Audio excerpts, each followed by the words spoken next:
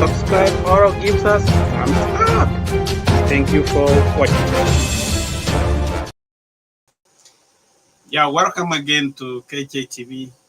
We have been on the air, and a lot has occurred in the. We are now where we want to look at the Kenyan politics after Raila. And on the studio, I will have political analyst Ben Muko. How are you, Ben? I'm okay, Hello. Dr. How are you doing? Okay, and Yeah, we have Abel from Kenya. How are you, Abel? I'm doing fine. How are you, doctor? Good, good, good. Nice to see you. Nice to Uh, see you as well. yeah, yeah. I know we met before Raila died, and we were talking about the 2027 election, and a lot has happened. And I know you have been discussing about this. Now we have had the Raila is normal in the we can see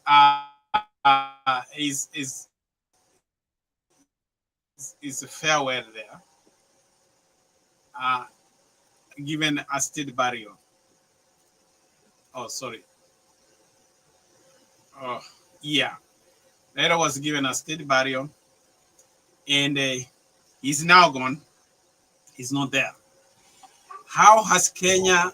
What is Kenya's politics after Raila's demise? Abel, what can you tell us? You are the one on the ground.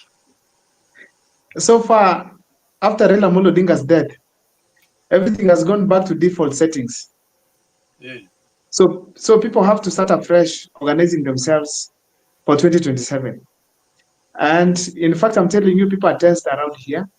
So they're wondering what might happen. Though it is not just the political class, even the common mwananchi right now as we speak, people are asking themselves, what might happen now in case, for instance, if there's a demonstration, who will have a handshake? So in a nutshell, the country is tensed without Raila Odinga so far. Wow. Oh, okay, Ben. What is your take? What is the politics of Kenya? yeah, What do you? yeah, yeah. First of all, Dr. I want to take this opportunity to give my sincere condolences to the family, Haida, Dr. Buru, and the rest, and the Kenyans as large, for losing a very important person in Kenyan politics, and the person who has changed actually the landscape of our African politics. So we give condolences, and with my family, my sincere condolences. Secondly, I would like also to echo what my brothers talked about, that things are not going to be the same. Everybody in a shock. I heard James Orengo for the first time. Now he's actually on his way to think on what is next. He said broadbacks is not the best thing to do. So realignment is here to come. Give it some time, maybe from January now, we will be able to see the direction of the country. But I want to tell you, Dr. and my colleague here, that all the time there must be a person emerging. Even if in the Bible you can see, yes, we have lost a very important person, but there must be a leader. Okay. Now I want us to go one by one. How is ODM going to? Which direction ODM party? The one Raila has been a figure, and actually is one of the longest political party, longest and largest political party in Kenya. What is going to happen to the ODM party? Ben, what is going to be? Uh, ODM now, actually, we can't predict very much, but it depends on what Oburu will bring in and how he's going to handle it. If they continue the momentum that Sivuna is pushing for, it will be still be very strong.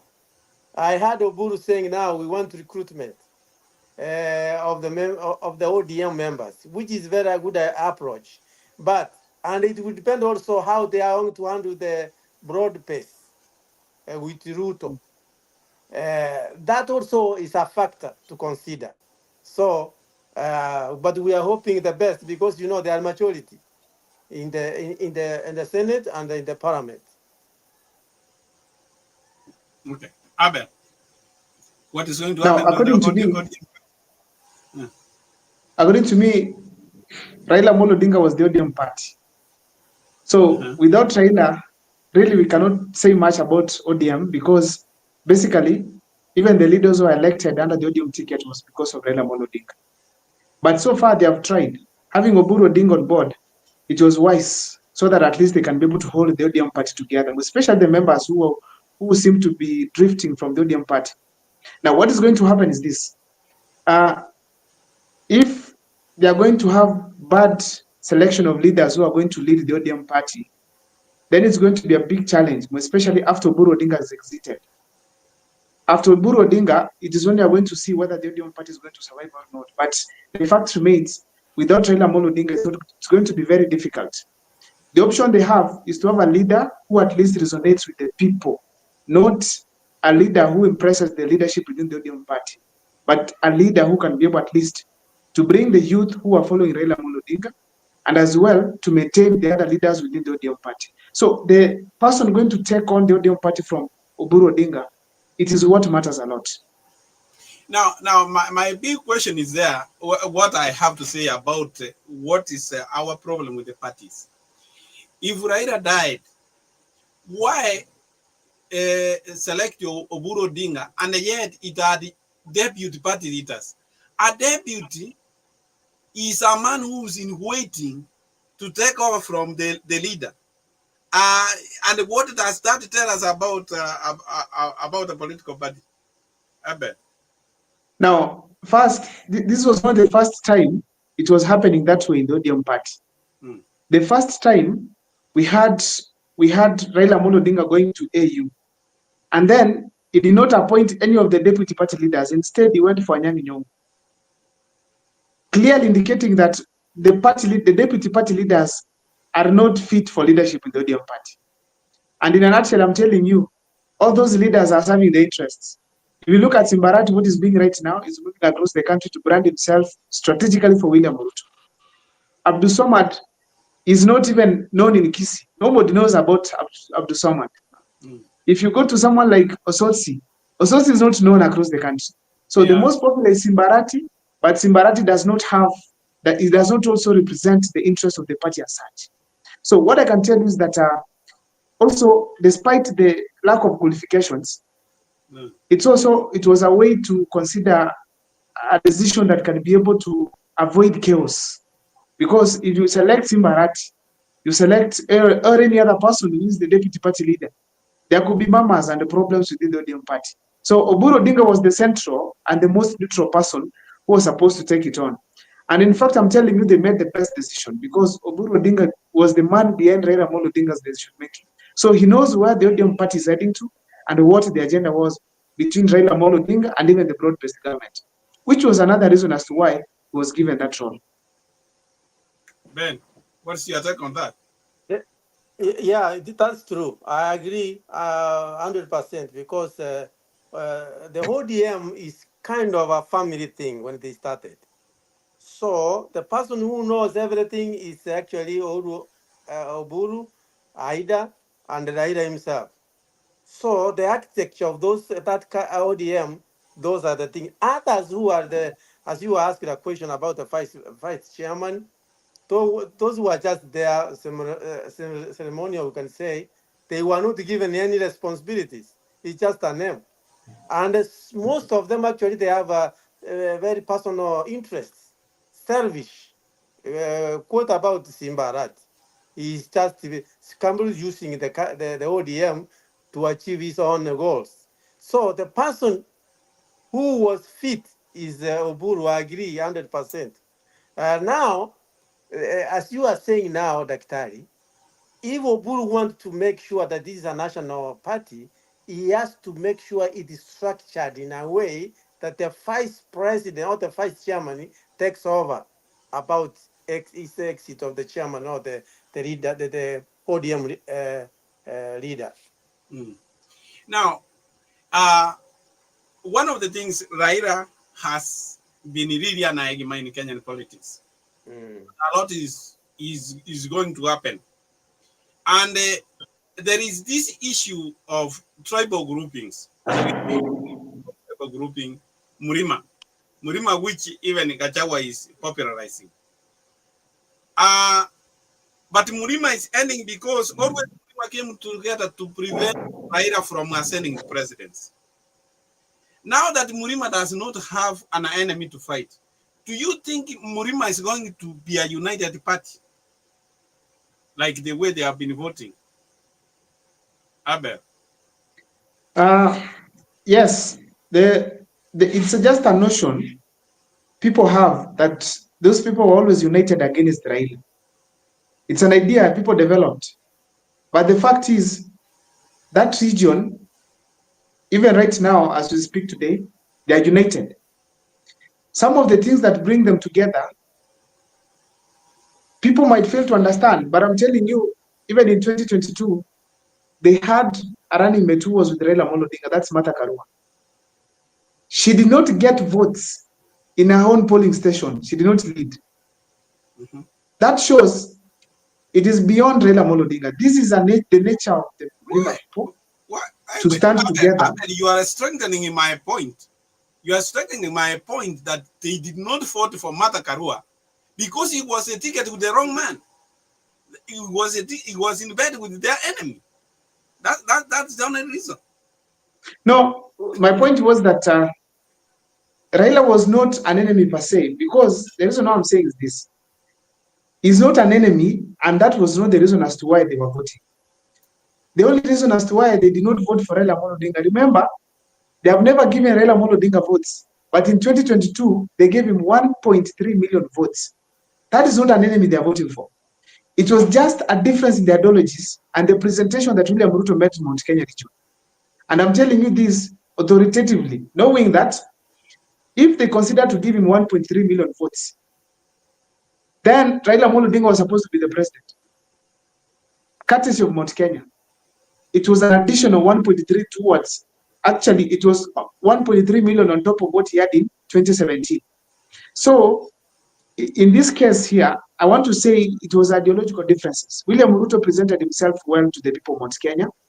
And also the people of Mount Kenya felt like it was unfair for William Ruto to be left out because he had given their son support which they could not have gotten somewhere else. So in a way, it's also sympathy votes towards William Ruto, not necessarily because they hated Raila Odinga. The issue of hatred comes in when it comes to the leaders selling themselves. Like now, Gachagua used Raila Odinga basically to ensure at least he has revoked the feelings of the people of Mount Kenya to concentrate and vote William Ruto in. But the fact is, it was a decision that was very conscious from the people of Mount Kenya. Yeah, Daktari, Yeah. I agree with you on a segment saying that Mount Kenya didn't like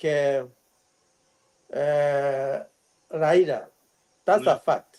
Mm. I've talked to some of the even Gen Zs, people who have never met Raila. They are saying how they were taught in school. The only person who can kill them and take everything from them is Raila.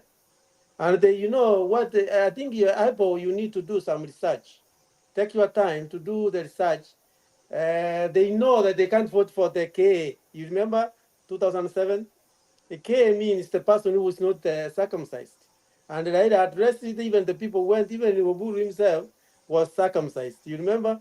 So this thing has been politically, from the mountain, they didn't like Raila. That's a fact, as I've said.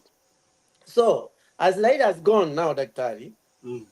are they going to vote because Raila has gone, or they will continue saying that we don't want a rule to guide, to be given leadership?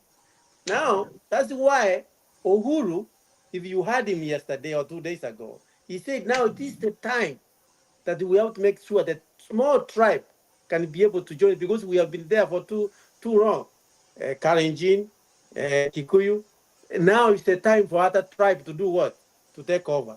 The approach, I think, is good so that we test other people how are they going to guide the country. So I want you to know that the tribal is wrong to overcome. If Matiang now comes in and he can be able to neutralize this tribal crisis that we have in Kenya.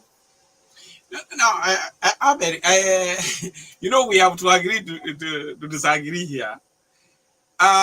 Really, let us say, since independence, Kenya started on a good slate. KANU was a national party, was supported by the Luos and many tribes.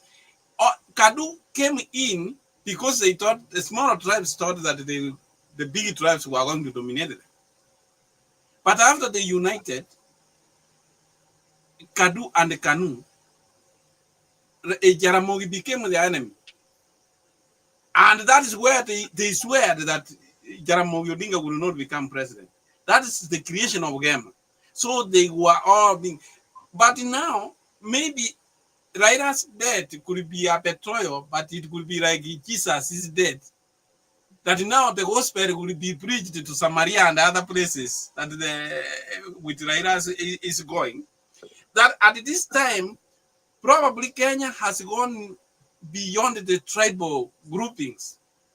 That we will now look at the content of a person, not his last name to the presidency. Can we see Kenya moving to that direction to talk nationalists instead of tribal groupings? Abed.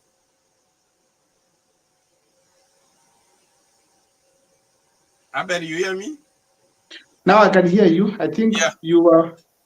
Okay, what I can say. What I can say is this.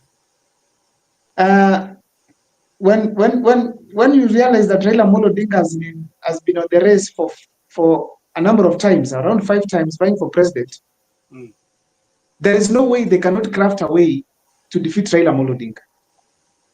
The same way tribalism right now is a game of politicians to get support. That is how I take it even in Mount Kenya. Selling some fear, hatred to the people of Mount Kenya. It was the creation of the leaders themselves. But the people of Mount Kenya, even when Raila Odinga was quiet after the 2022 general elections, people were like, let Baba not to win the AU seat so that he can come back to Kenya to help us. So they know the importance of Raila Odinga. It's only to reach a point they have their son whom they need to push. So they have to ensure that they maintain the slogans that Raila Odinga is not a good person. But it's okay. I want to admit that the point Bernard has that Raila Odinga was really hated. It's fine. But I want to say it's a creation of the leaders from the Mount Kenya region who wanted to defeat him because he has been on the race 5 times. There's no way we could just assume that. But now, what the leaders have is the average. The leaders we select is they talk about their people who vote for them. They believe on them. So you can't separate the leaders from the citizens. They vote for them. So which means they agree with their sentiments. It is true. But now it emanates from the leaders, where the leaders are the ones who create this law, this kind of a story that Raila Odinga is not a good person. And they use it as a platform, of course, to campaign. But now, even if Raila Odinga has exited, they will still find a way to be able to do what? To be together. Like now, as we speak today, William Ruto is deemed to be an enemy of Mount Kenya. He's not Raila. It is just a strategy that is being used by Rigathi Gachagua to ensure that William Ruto is out. So that is a creation of leaders. That's how I take it from my side. Because let me tell you this. If Raila Odinga is hated as a man, and probably he's a Luo, being a reason as to why maybe they can hate him, then I feel we could have felt it right here at the grassroots. But I'm telling you, when the Luos meet with Kikuyus to just a normal level without politics, they relate very well. They relate very well. And I was even sharing with someone the other day, I live in a house of a Kalenjin. Someone else lives in a house of a Kisi. So people get to live together and do things. But when it comes to the political arena, there is where we differ because of the ideas that are sold to us by the politicians. So I tend to understand, okay, to take it from the perspective that it is the creation of leaders as to why most people do not want to elect Raila Odinga. And that is confirmed from the 1.3 million that he received from the Mount Kenya region. If indeed, and let me kindly just take this second to explain this. If indeed they hated him, then he could not have gotten the 1.3 million votes. It's only that there was need for a leader to sell Raila Odinga in Mount Kenya. And when Uhuru tried, he got 1.3 million votes. So assuming there was no other leader who was attacking Raila Odinga, then he could have received the votes from Mount Kenya overwhelmingly. So I tend to disagree, but anyway, because of the Kenyan politics, you guys have been there for a while. You could be understanding some of these things better than me. Yeah. Now, Ruto was voted because Uhuru had gone a handshake with Raila, and Uhuru became a national leader. He wanted to take development everywhere. And Ruto went to Mount Kenya, created the envy that, you know, all of the development we wanted to bring to the mountain now, because of the handshake, has gone to Kisumu and other places. Still, even Gachagua is the one who really attacked Uhuru in the mountain, created fear that we are going to choose K, and they would not, you know, they had sworn this. Let the truth be told, you know, let us not just pamper this. Even Ruto is a creation of the hatred of Raila in the mountain. That's why he became president. I That's want not.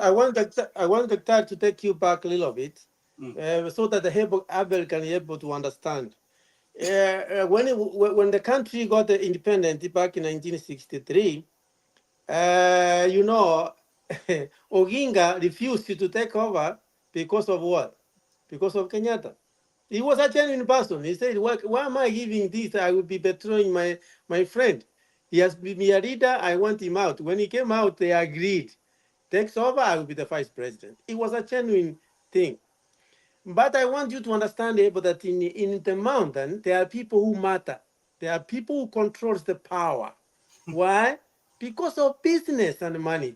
Murungaru, others, name them. So when any other person from the other country who will not sing their song, like Raila and others, they will not take it. Actually, he got the 1.5 because some people felt that he is supposed to take it, but not it sitting in the presidency. Let me tell you the truth. That's why 2002, he calculated very well, Raila himself. He said, you know, even if I say Nyacha Tosha, we will not win because we want Kanu out, Kabaki Tosha. He had the best opportunity. So what we are trying to say here is that only the person who will cut the ties, this bureaucracy and other tribal foundation that he has been in Kenya is Matiang'i. Now he has joined the Jubilee, which is a very good idea. And now, if he can be able to win the presidency, we will have a new Kenya. Daktari, I want to agree some of the things that you have talked about Ruto when he went back to the mountain. You know, when Uhuru said that now I'm twisting this, I'm not saying that Ruto can be a good president. He said, why did you say 10-10 then? It was not that they were not understanding what the language he was talking about, because they didn't want Raila. So, so can we agree? Probably this is the end of the tribal power in Kenya, and we are moving more to symbolic power, where we are going to look at national leaders without tribes. Yes, Have we reached that stage? we are. Now that Yes, we are the almost. enemy is not there, Abel is We saying are no. almost. We are almost there.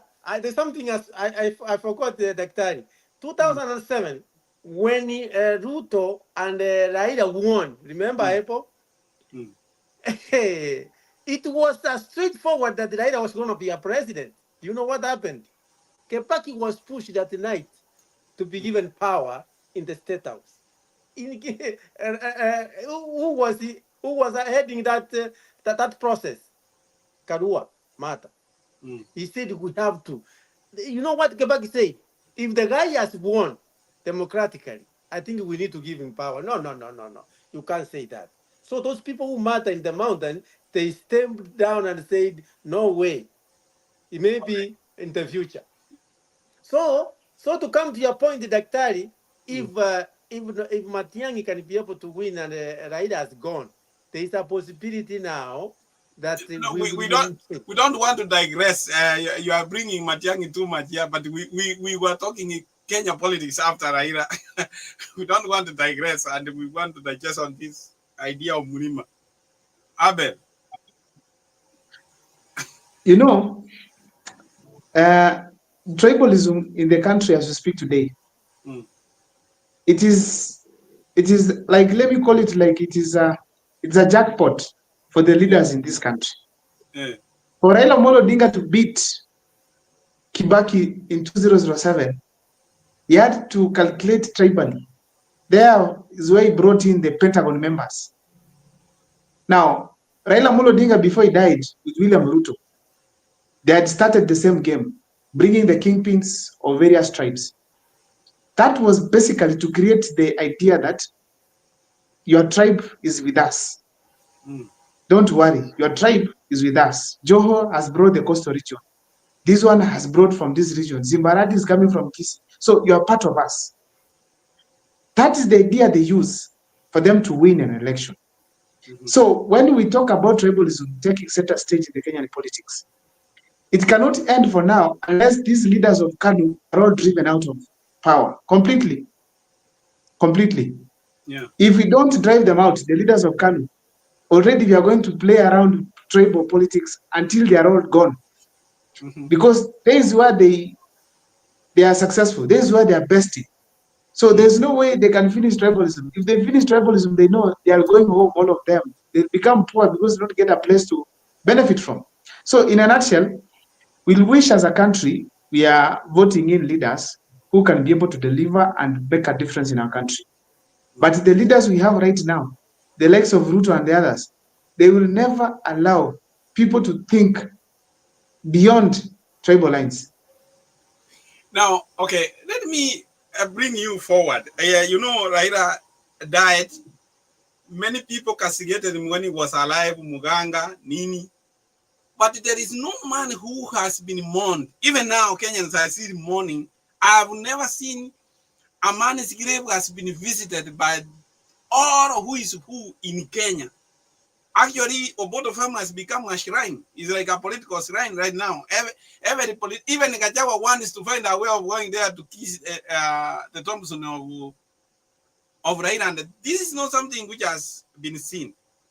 Now, there are some particular things which have occurred when people have gone there. And I was intrigued by what happened when Kalonzo Musyoka went there. The family, even the widow, talked fondly about Kalonzo Musyoka, and which was a fact. Tilting that Ruonyanza owes Kalonzo. That is what I saw came out. And I have even seen that one as shaken Ruto.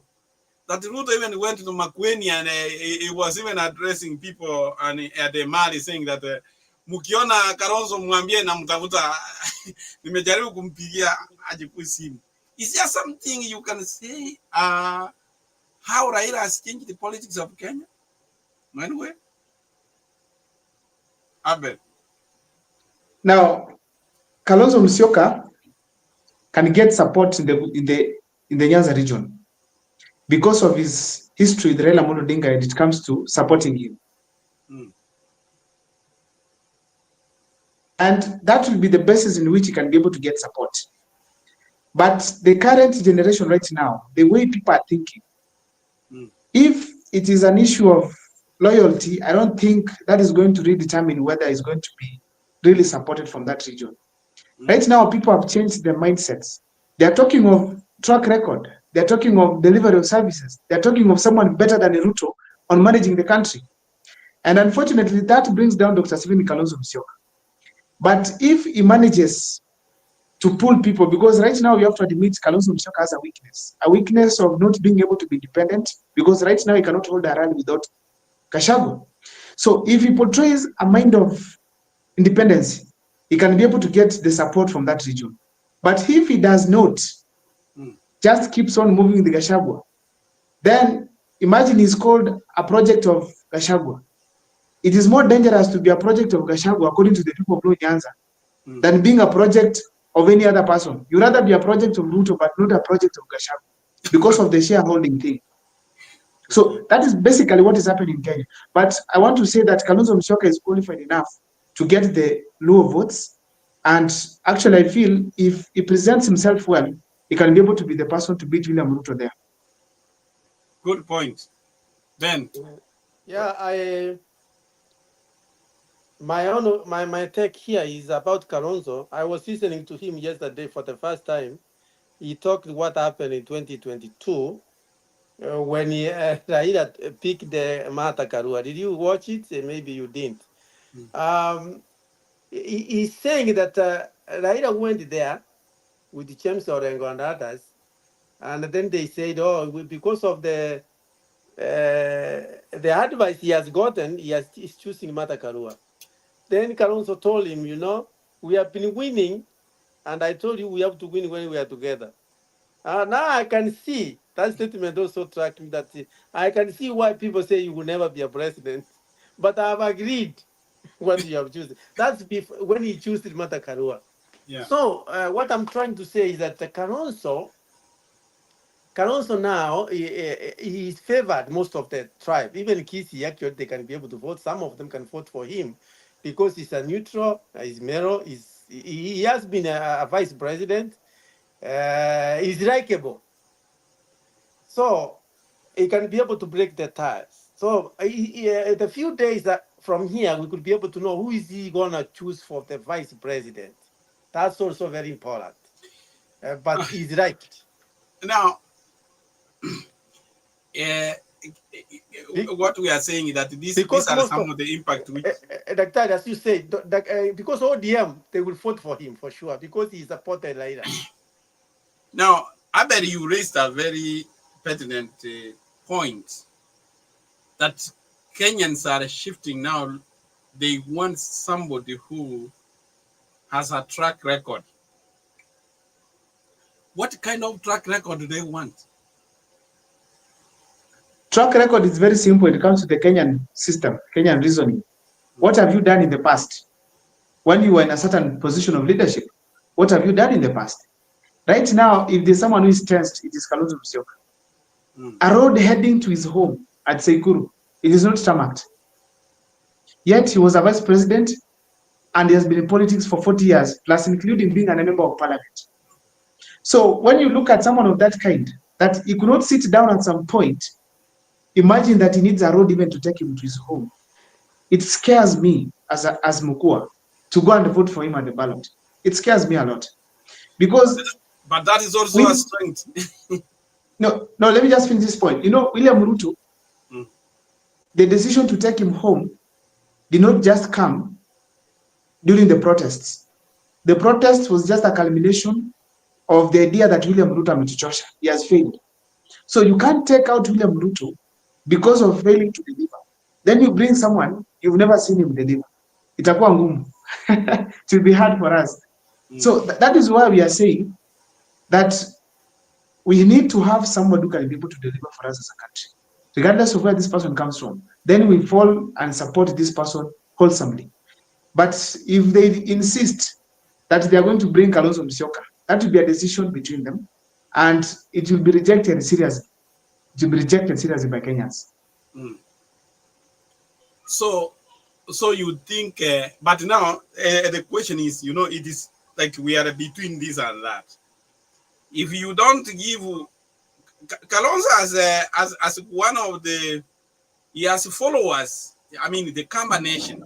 They say that one of the things which has made Kalonzo relevant for a long time is the Kamba voters. They have always been right. Kalonzo, then you will risk not having the Kamba vote. If the Kamba vote protest, then you lose it. The thing that Daktari, I can Hello? just Then, Daktari, the argument is good, but I want to tell you that this is a repeat of 2002. If the united opposition can come together and say Caronso, he will win. So it depends on this opposition, all of them coming together and having one candidate, Mr. Abel. This one, because we want a change, completely Kenya wants a change. So wherever the opposition will unite in one without even dividing these votes, that person will win. I agree. There are high chances of someone to win, especially if it's Kalonzo mm, Musyoka backed by other opposition leaders. Yeah. Now, here comes a scenario where we look at the second part, the running mate. Nani ako naye? If you have someone like Matiang'i and Atembea, people who have been proven like they can be able to change the way things are done in this country, then there are high chances of getting this person voted in. But have you imagined of a scenario where Gachagua is the running mate? How will Kenyans think about it? Because that is as a combination people are ruling out, but already Gachagua and and Kalonzo are working as a pair. Mm. You, you, well, you see, you see, I the would say time that before Gachagua, the time, yeah,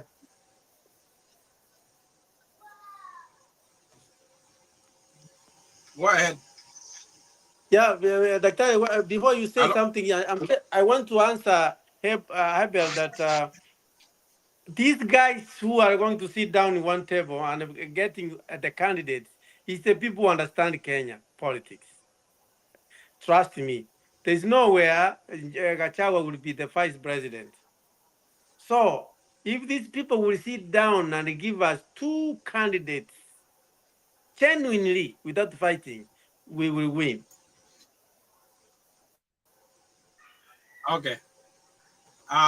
Well, very well, you know that Gachagua is bad from holding any public office.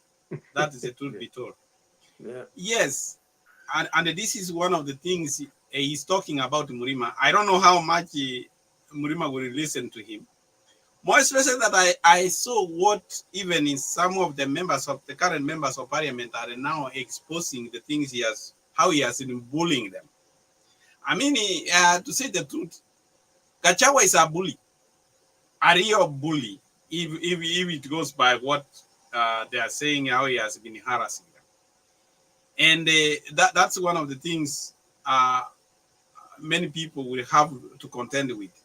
Even if they are going to a boardroom to choose a person, they are terribly they can lose to William Ruto.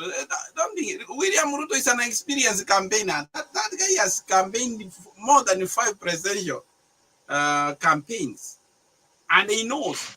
And he's even in the campaign, he has even beat them on the game.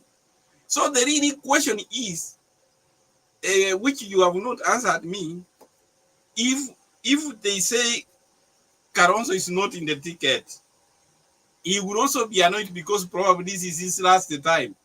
And then he moves away with his camp voters. Do you think the opposition will win? We have already answered you, Dr. that if they are not united, they will lose. Okay. They will not win. Mokua, I are have you with a us, Mokua? no, I'm listening. Yes, I'm with you, people. I was thinking that Yes. if Kalonzo is Yeah. not preferred for the flag bearer position, I know the Kamba votes will react Mm, towards supporting President William Ruto. It's also the same. It could also be the mm, same case with Matiang'i is not preferred. But what I can simply tell here is that mm, they can come up with the best way to listen to the ground. If the combination of if Kalonzo Musyoka has to be either one or mm. two, then let him be there. But the fact remains that it will not even be easier for the coming president if he's not a performer. He will not manage completely. So if Kenyans really want to be stable, even after elections, we have to elect a leader of the people, someone the people really have accepted that this is the person we want to take the country forward. Okay. There is a statement here from one of the political analysts, Professor Gitila. he had said in September 29th. But he was talking about where Rigichi forgot to say the name of Matiang'i. But at the statement, which just as every company has a flagship product that people believe in, the United Opposition's strongest brand was Matiang'i. Without him, the movement risks losing its shine and unity. Meanwhile, Gachagua, Karonzo, Karua, Muturi, Yukin do not inspire confidence. They come across as recycled politicians who have served in government without leaving a viable track record. What do you say about that analysis? Abel, I think Ben is not in. Yeah, I think when it comes to the Matiang'i brings the aspect of change. Matiang'i and Atembea, they bring the aspects of change within the opposition. Without them, the opposition is not the same again. You have to admit on that. Because it's not all about taking William Ruto home. It's all about making Kenya a better country. And without Matiang'i and Natembea on board, that means we are not making any difference. And I'm telling you, people are saying, if we cannot get someone who can be better than Ruto, then here's Ruto back. Those are the conversations going around on ground. That's why we are asking that as the opposition makes its decisions, they should not be reckless.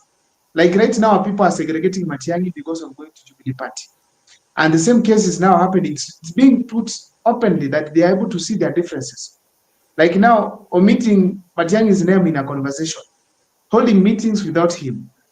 The entire opposition, the only thing they have is numbers. But when it comes to credibility, someone who can be able to change this country, the people Kenyans want,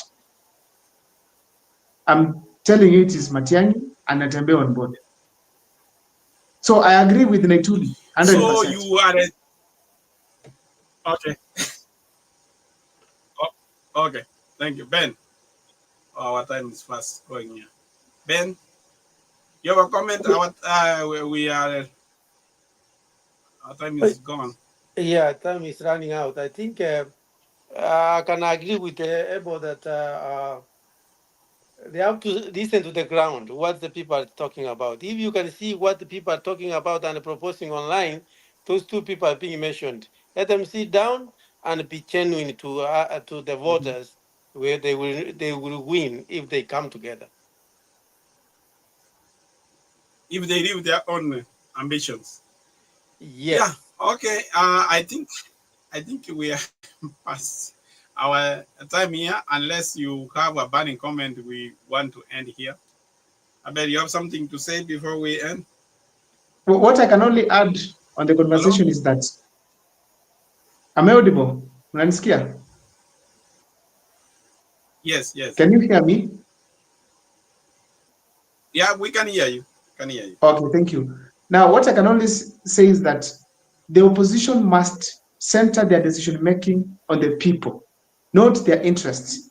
If they make decisions based on feelings, based on their interests, based on their perceptions, we have lost it as a country. We have lost it completely. Okay. Thank you. I'm done, I think. Thank you. Ben, do you have anything before we end? Thank you so much. Gentlemen, thank you very much for your time. I think it has been a good conversation. Hope to see you again. Thank you. Thank you so much.